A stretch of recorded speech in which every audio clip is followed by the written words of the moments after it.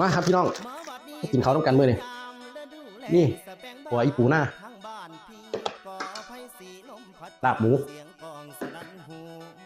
จุ่มบะเขือมื้อนี่มีพักมาครับกินข้าวก่อนไปเฮ็ดงานตอนนี้ก็7:43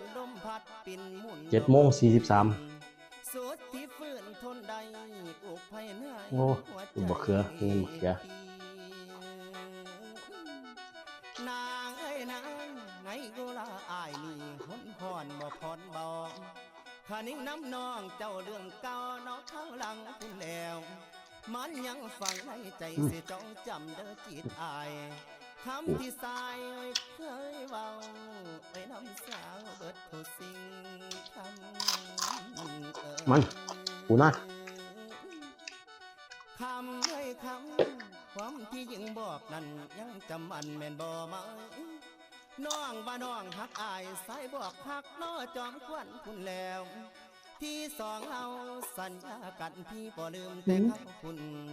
เคยนอนนุ่นตากน้องจะดองเบาอมอม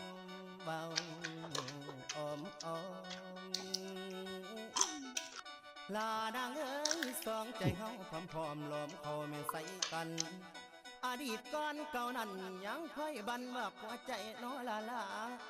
โดนคนไว้บ่ไล่ลืมตุ้มเต็มในสวงทีมันครับคนดีแฟนอายฝังใจบอกจำกระดองมันนอกคำเอ๋ยเบิดหัวใจให้น้องบ่เหลือแท้ให้แก่ไผอายยังจำจื่อได้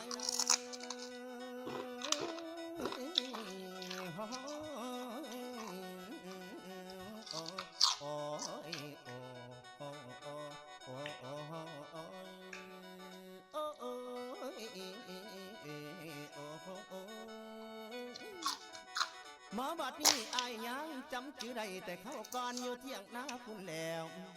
ดอกมันป่านิบหัวแก่นางแต่ตอนโอ้ผัดใส่รสดีผัดใส่ซอสแซ่บเด้อครับนัวเขาจำ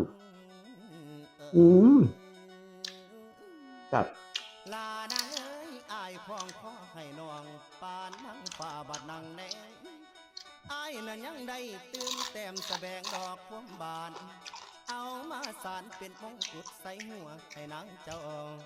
สุขสองเฮาเข้านั้นหรือมันทองบ่ทันทอลืมแล้วบ่ยอดสู่มัดลาห่างดอกห่างกันนับแต่น้องจากบ้านนานหลวงน้อหลายปีบ่เห็นมีเงาสาวข่าวบ่เห็นซ้ำ